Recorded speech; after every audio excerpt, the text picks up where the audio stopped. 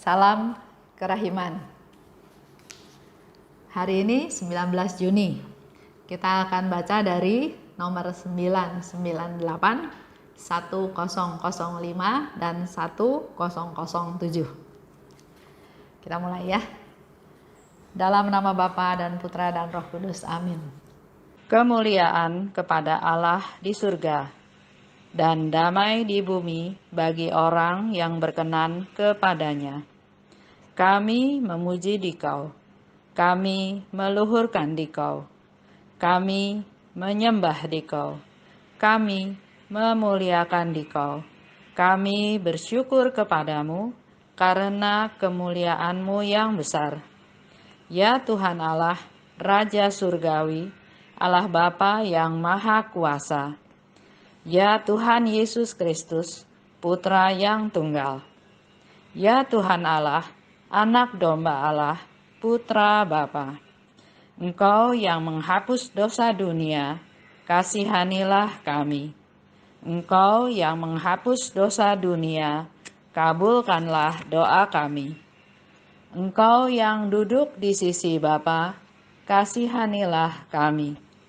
Karena hanya Engkaulah kudus, hanya Engkaulah Tuhan, hanya Engkaulah Maha Tinggi, ya Yesus Kristus, bersama dengan Roh Kudus dalam kemuliaan Allah Bapa. Amin. Dalam nama Bapa dan Putra dan Roh Kudus. Amin.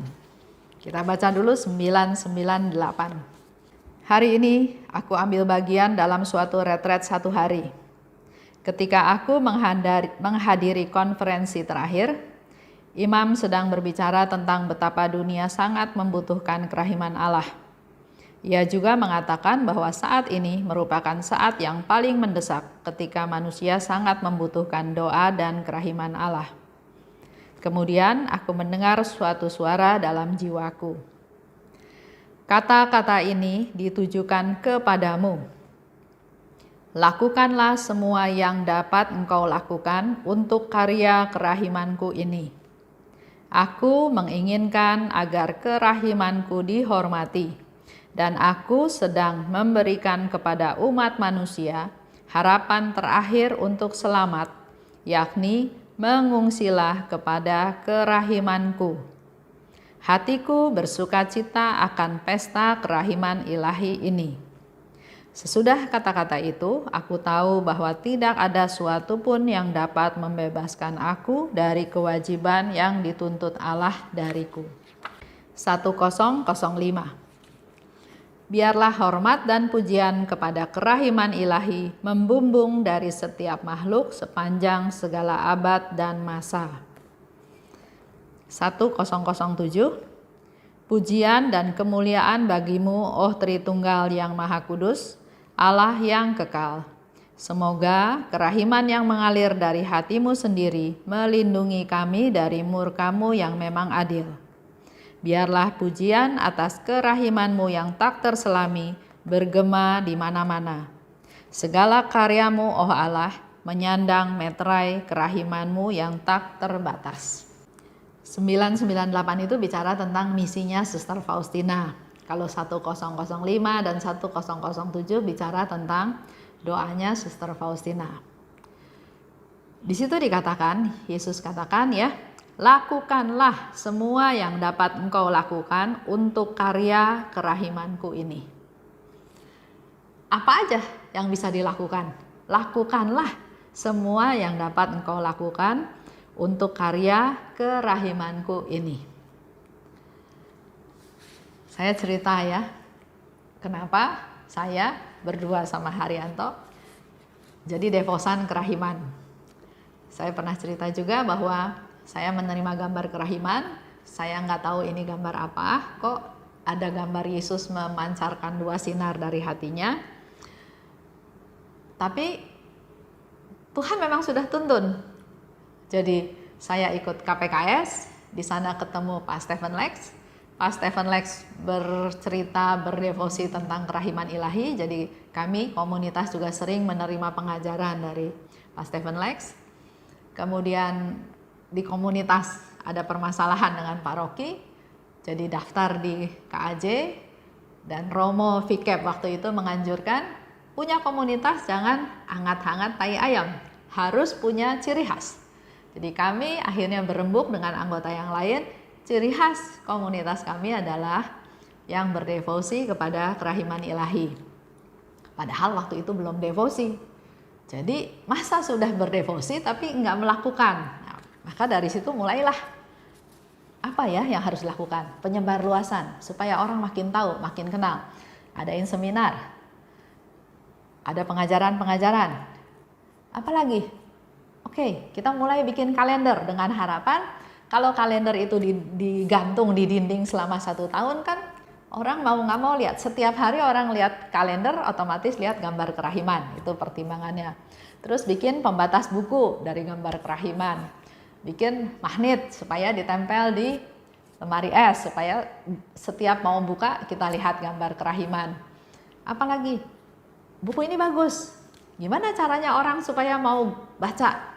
Bikin lagu. Siapa yang nyanyi? Waduh, susah nyari yang nyanyi, nanti harus bayar berapa? Susah. Terus teman saya bilang, "Udah, Ibu Esther nyanyi aja." Saya pikir, ya oke lah, dengan suara yang pas-pasan.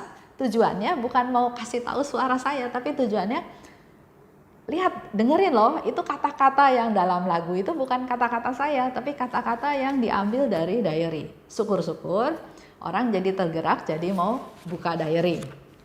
Makin kesini kita ada pertemuan-pertemuan, bikin seragam. Ada gambar kerahiman.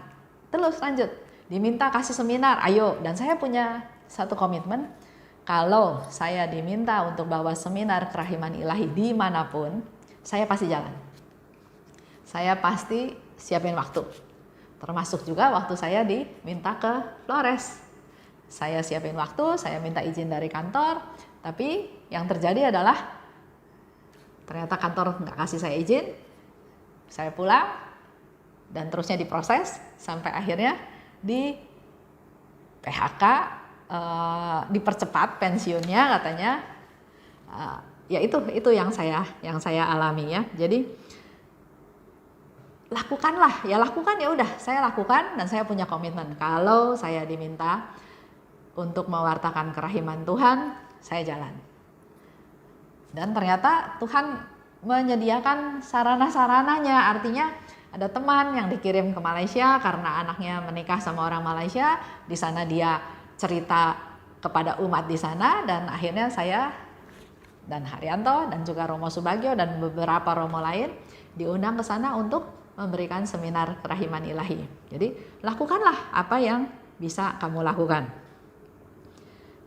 Kenapa? Karena Tuhan bilang, aku ingin agar kerahimanku dihormati. Sekarang gimana kita mau hormati Tuhan yang Maha Rahim kalau kita nggak tahu ceritanya? Sama seperti waktu saya dikasih gambar kerahiman.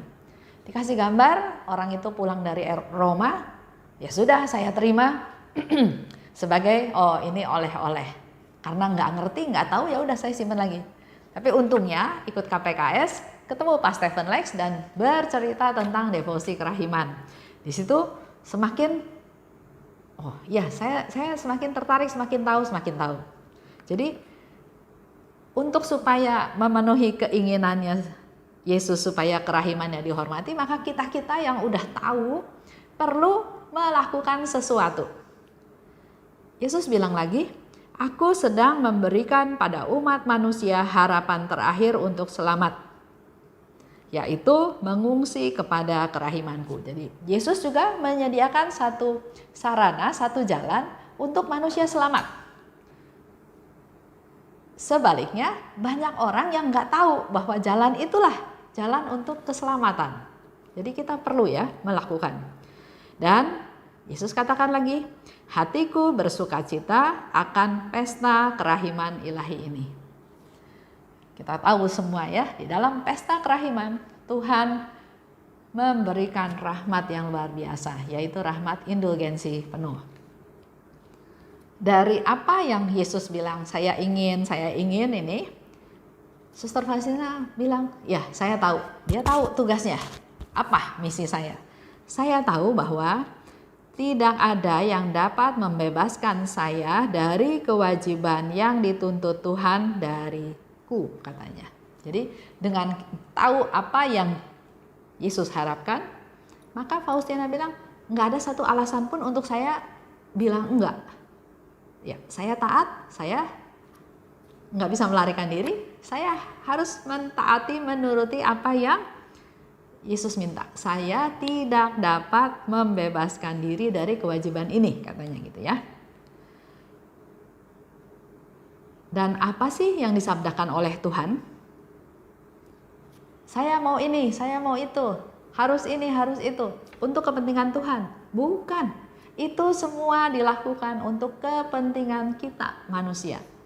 Jadi apapun yang disabdakan oleh Tuhan itu bukan untuk kepentingan Tuhan, tapi untuk kepentingan kita manusia. Soal pesta kerahiman ilahi, Yesus bilang kan, pesta kerahiman ilahi. Pesta ini bukan hanya ada di paroki yang merayakan pesta kerahiman. Pesta ini ada di surga, ada di bumi, ada di purgatorium juga.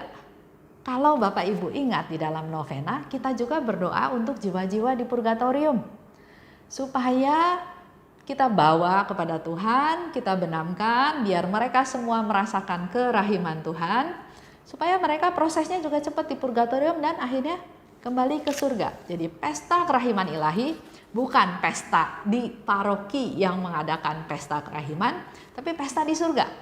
Satu orang bertobat, seisi surga bersuka cita. Dan Yesus kasih rahmat yang luar biasa, rahmat indulgensi penuh. Orang-orang berdosa dihapuskan dosa dan hukumannya. Bukan satu orang loh, segitu banyak. Surga berpesta. Di bumi juga berpesta karena orang-orang berdosa diampuni dosa dan hukumannya. Di purgatorium pun ada pesta. Karena Tuhan juga sayang sama orang-orang di jiwa-jiwa di purgatorium. Nah, mengenai pesta kerahiman ilahi, kita sebut sekarang hari sukacita. Karena kita menerima pengampunan dari Tuhan, kita menerima indulgensi penuh, dan Tuhan memang mau kita bersukacita. Dia nggak bahagia kalau lihat kita sedih, kalau dia lihat kita muram dengan kehidupan, dengan masa depan. Enggak, Tuhan ingin kita bersukacita, sehingga dikatakan bersyukurlah senantiasa, bersukacitalah di dalam Tuhan. Ya. Dan kalau kita semakin mengejar sukacita sejati, kita mendapat sukacita yang dari Tuhan, ya, bukan sukacita yang duniawi. Kita dapat sukacita sejati, sukacita dari Tuhan, maka kita nanti akan semakin kuat kalau kita menghadapi segala macam peristiwa dalam hidup kita. Hidup kita belum berakhir kan ya, masih dalam perziarahan, masih akan ada turun naik, masih akan ada banyak permasalahan, tantangan yang harus kita hadapi. Tapi di sini dikatakan, kalau kita kejar sukacita yang dari Tuhan, maka kita akan semakin kuat kalau harus menghadapi peristiwa-peristiwa tertentu dalam hidup kita. Itu aja renungan hari ini. Kita tutup dengan doa ya. Saya mau ajak Bapak Ibu berdoa seperti yang Suster Faustina lakukan di 1005 dan 1007. Dalam nama Bapa dan Putra dan Roh Kudus, amin. Allah Bapa di surga, biarlah segala hormat dan pujian kepada kerahiman ilahi membumbung dari setiap makhluk di sepanjang segala abad. Dari kami para devosan kerahiman dan juga dari semua orang, agar pujian kepada kerahiman-Mu membumbung dari semua orang, dari semua makhluk. Kami juga mohon Tuhan, semoga kerahiman yang mengalir dari hati-Mu melindungi kami dari murka-Mu. Biarlah pujian atas kerahiman-Mu yang tak terselami bergema di mana-mana. Kemuliaan kepada Bapa dan Putra dan Roh Kudus, seperti pada permulaan sekarang, selalu dan sepanjang segala abad. Amin. Dalam nama Bapa dan Putra dan Roh Kudus. Amin. Salam kerahiman.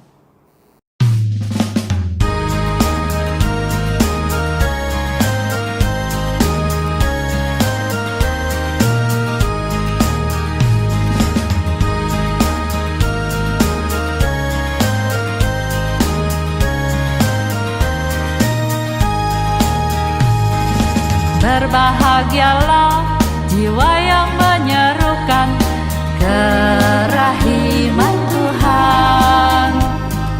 Jiwa itu akan dibela oleh Tuhan sebagai kemuliaan-Nya. Pujilah kerahiman Tuhan dengan mengandalkan kerahiman-Nya itu.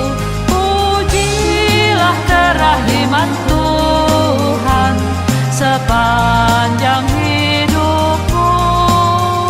Pujilah kerahiman Tuhan dengan mengandalkan kerahiman-Nya itu. Pujilah kerahiman Tuhan sepanjang hidupmu.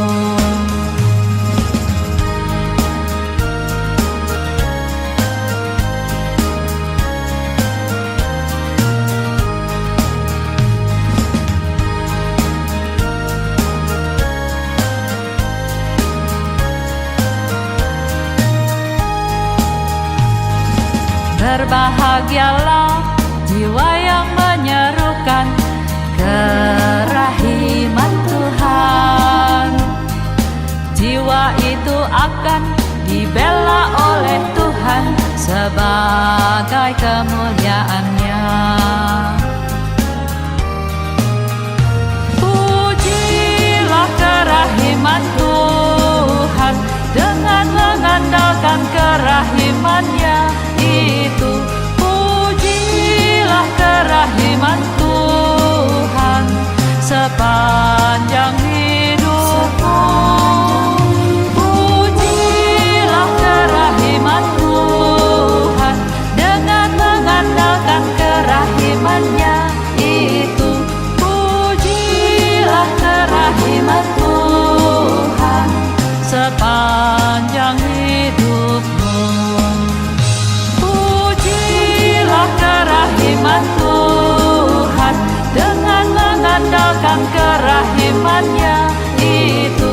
Pujilah kerahiman Tuhan sepanjang hidupmu. Pujilah kerahiman Tuhan dengan mengandalkan kerahiman-Nya itu.